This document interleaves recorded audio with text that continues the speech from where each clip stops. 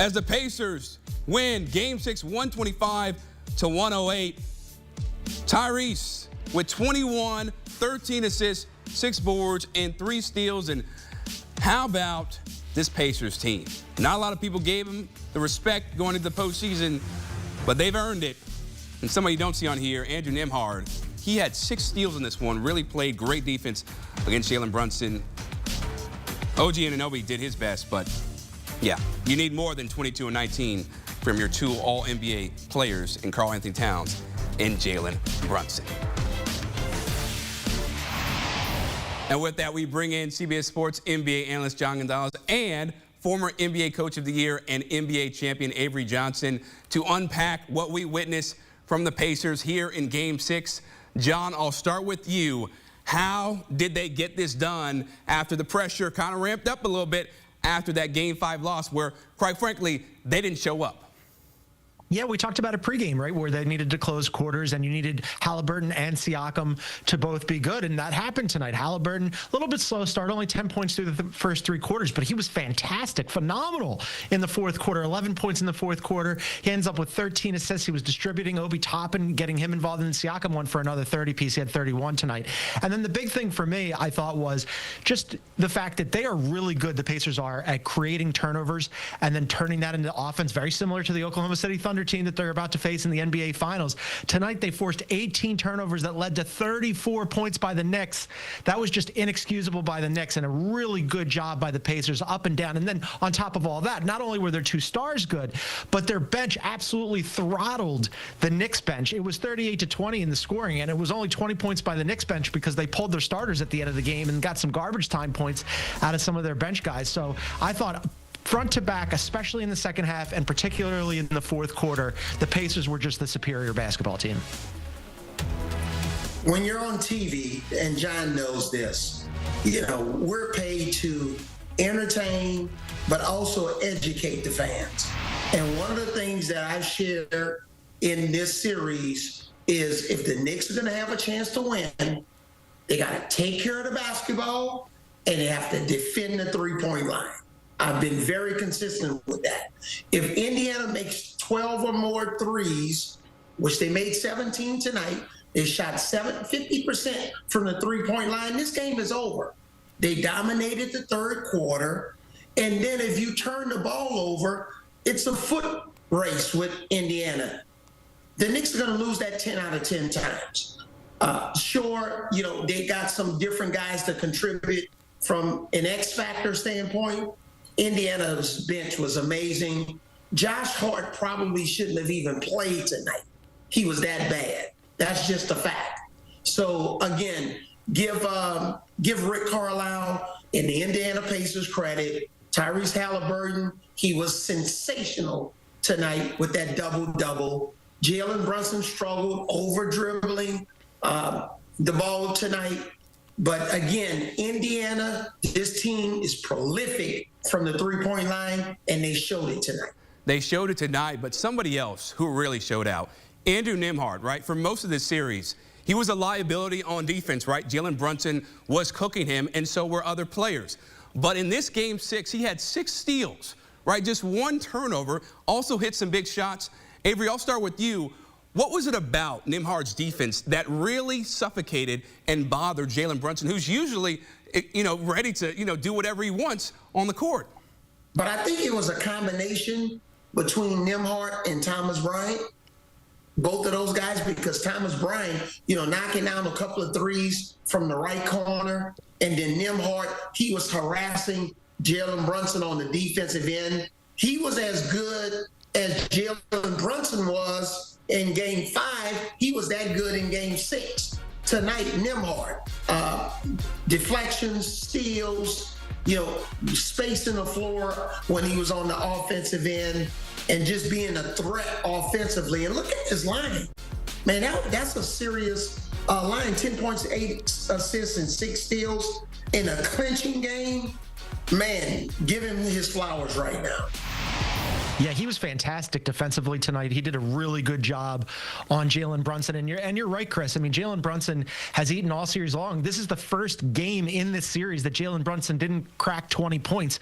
Shot 8 of 18. It was okay, but just 2 of 7 from 3. But Nembhard really locked him up. And I thought he wasn't the only one who had a much better defensive effort in Game 6 than they all basically got cooked in Game 5. But tonight, Nembhard was leading that charge. Halliburton was playing good defense. He had 3 steals and a block. Siakam played some good defense.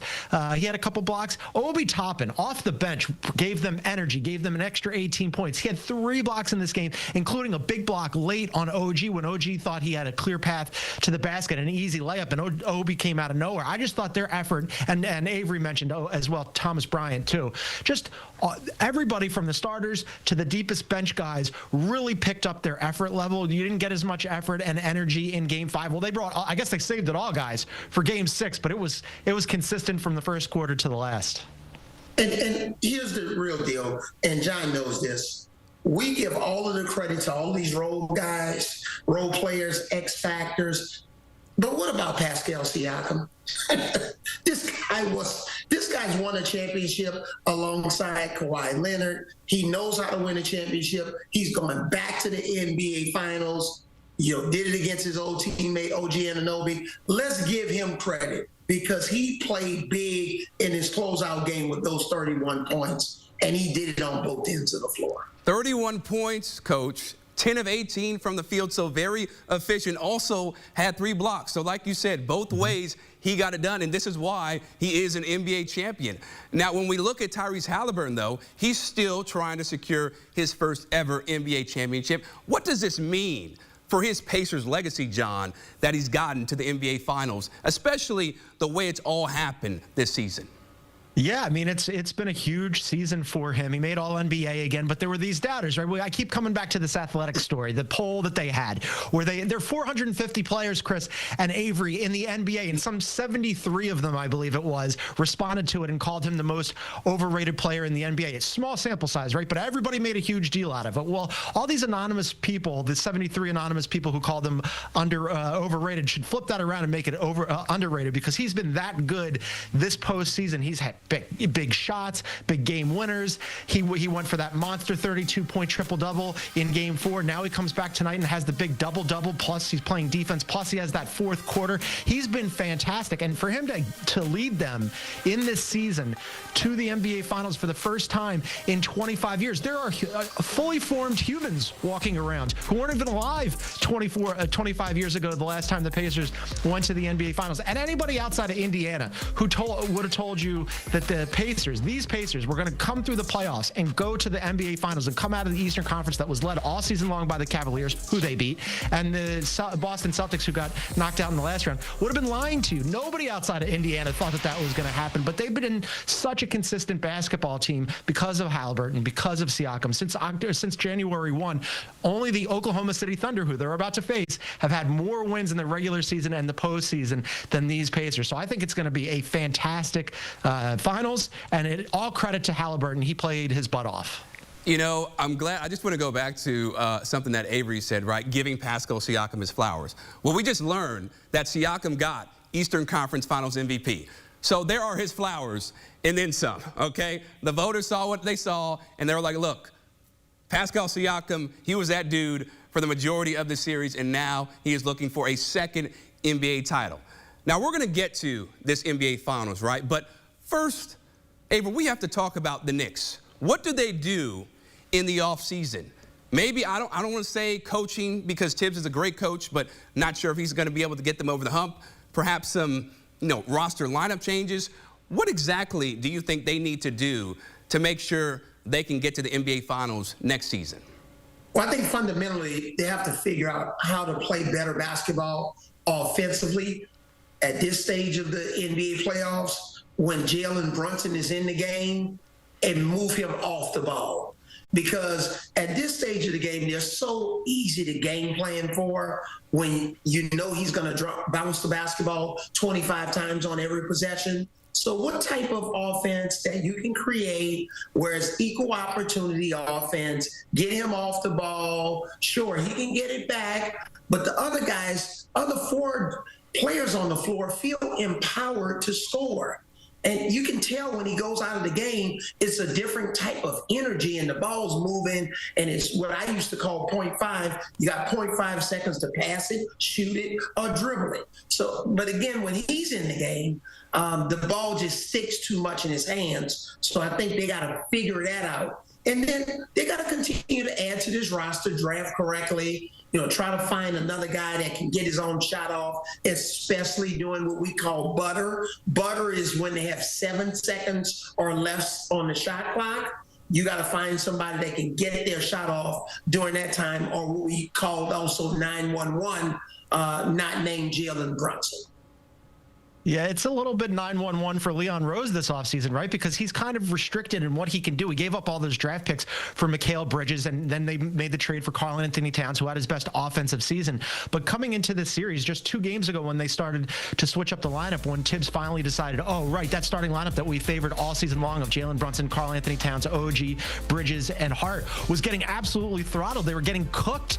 They had played 308 minutes together in this postseason before they made the lineup switch, and they were a minus 50 by far and away the worst 5-man lineup in this postseason. Well, if those are your best players and Tibbs is your coach and Tibbs only likes to play that starting unit before he switched it up out of necessity in this postseason, what are you going to do? I mean, you're really restricted in the personnel that you can bring in. Maybe there's some bench additions that you could possibly bring in to address the concerns that Avery was just talking about. But even if you do that, are you going to have that meeting where you sit down Tibbs and you shake him and you're like, you got to play some of these bench guys? Or are you going to shake him and say, hey, you got to change up that starting unit that you like so much because it wasn't working in the postseason? There's a lot of questions here and not a lot of easy answers. Chris, I'm with you. I don't think that it's a Tom Thibodeau change because he did get them to the first Eastern Conference Finals in quite a long time, I believe 25 years. However, something's got to give, and if you're restricted in how you can build the rest of your roster and you're pretty much locked into your core here, where do you go? Right. Yeah, there are a lot, like you said, there are a lot of hard questions and not easy answers because when you look at the 2 teams in the NBA Finals, both of them have great depth. Knicks, they do not. Avery Johnson, John Gonzalez, always appreciate talking hoops. But you guys are not going anywhere. We're going to talk about the NBA Finals on the other side of the break. But before we do that, let's look at Tom Thibodeau's Knicks tenure, right? So, 2021, lost in the first round. The next year, they missed the playoffs. Then they go to the Eastern Conference semis 2 straight years where they lose. This year, 51-31, so their best season under Tom Thibodeau, but they lose in the Eastern Conference Finals.